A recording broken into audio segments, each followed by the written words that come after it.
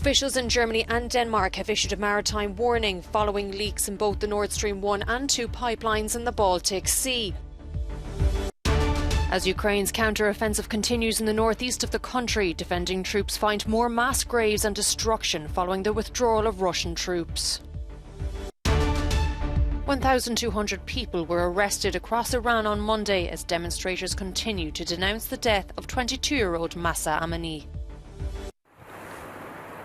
German and Danish authorities are investigating if a mysterious fall in pressure and leaks in the Nord Stream pipelines 1 and 2 were a possible attack. Leaks were first reported in Danish and Swedish waters on Monday from the cancelled Nord Stream 2 pipeline. Later, a loss of pressure was detected in the first one.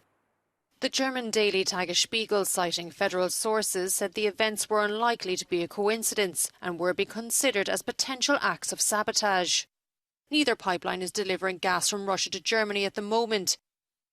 Nord Stream 2 was cancelled after construction was complete and Moscow halted supplies through Nord Stream 1 earlier this month. However, both pipelines were filled with gas.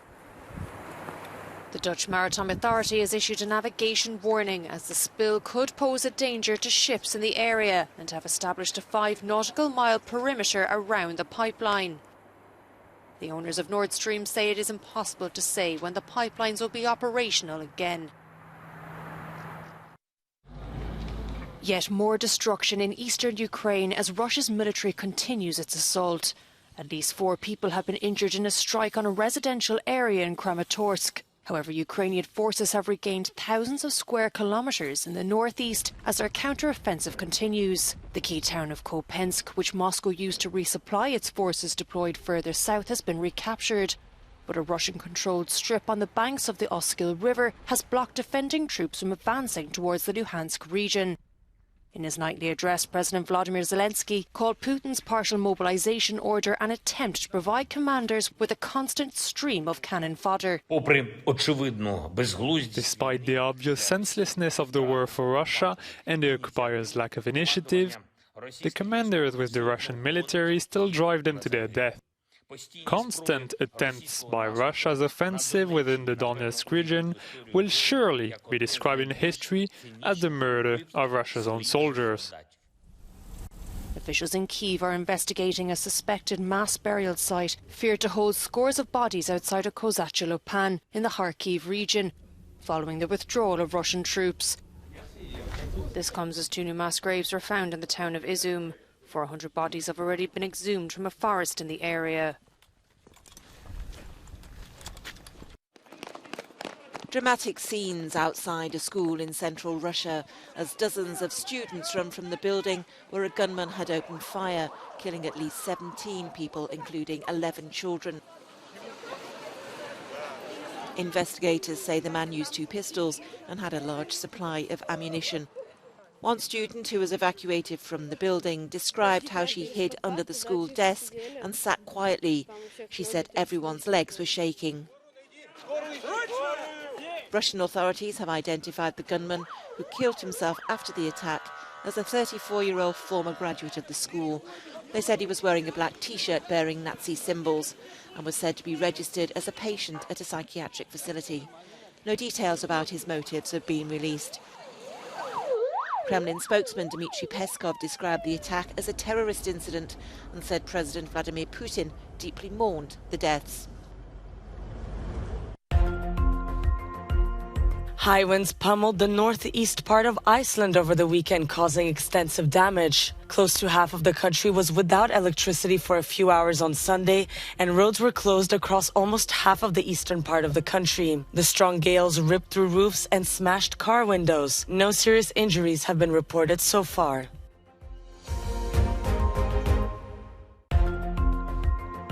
Sicily is on red alert as heavy floods ravage the western side of the Italian island. Many car drivers and shop owners had to be rescued after they were trapped in high waters. Residents have been told to stay at home and only leave in case of an emergency.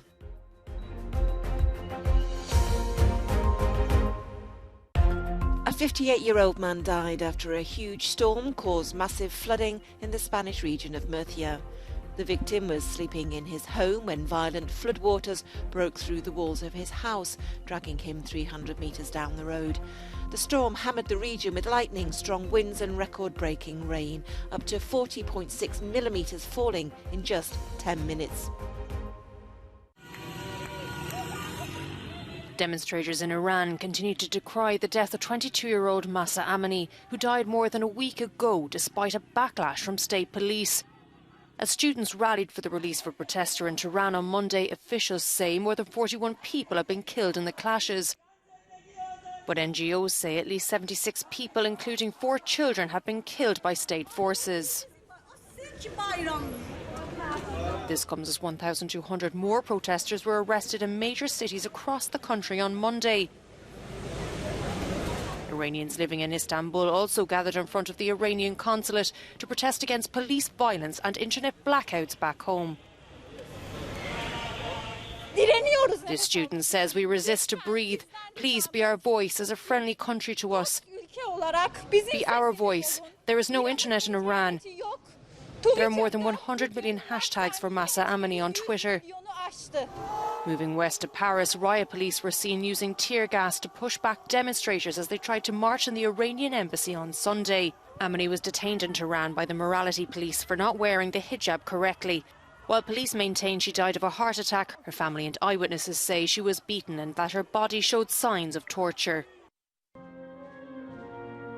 U.S. Vice President Kamala Harris was among mourners at the controversial state funeral of the assassinated Japanese former Prime Minister Shinzo Abe this Tuesday. Aki Abe, the wife of the late politician, carried her husband's ashes in front of the watchful eyes of 4,300 attendees.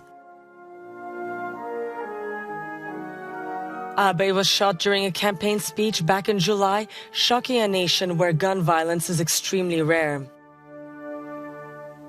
Hours before the ceremony, hundreds of grievers lined up for hours to leave flowers and pay their final respects. But not everyone was thrilled. At a time of soaring inflation, thousands of protesters took to the streets of the capital to denounce a funeral that will cost Japanese taxpayers over 12 million euros. The late leader was also disliked for his unpopular policies and his ties to the South Korean Unification Church, which has faced major backlash for its excessive fundraising practices. This is the moment NASA's DART spaceship strikes the asteroid Dimorphos. In a dress rehearsal for the day, a killer rock menaces Earth. Oh my goodness. Yeah. The spacecraft ploughed into the space rock at over 22,000 kilometers an hour. Scientists expect the impact to carve out a crater.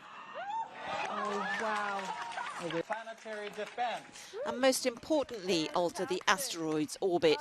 Fantastic. Over the next 2 months, we're going to see more information from the investigation team on what period change did we actually make, because that's our number 2 goal. Number 1 was hit the asteroid, which we've done, but now number 2 is really measure and characterize how much ejecta we actually put out. A satellite around a larger asteroid called Didymos, and DART will So the impact was immediately obvious. It will be days or even weeks to determine how much the asteroid's path was changed. A model of a safe house belonging to the late al-Qaeda leader Ayman al-Zawahiri.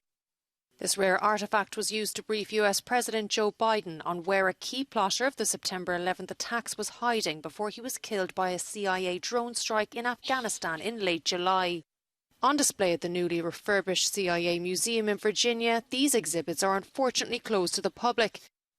Access is usually limited to agency employees and foreign officials, and the number of annual visitors to the museum is kept top secret.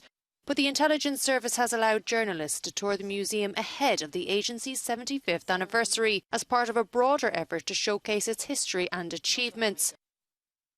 Boasting a collection of spy gadgets, specialised weaponry and espionage memorabilia, most of the displays took years or even decades to declassify. Visitors learned the miniature replica of the Abbottabad compound was used to carefully plan the assassination of al-Qaeda founder Osama bin Laden, the mastermind behind the 9/11 terror attacks in New York.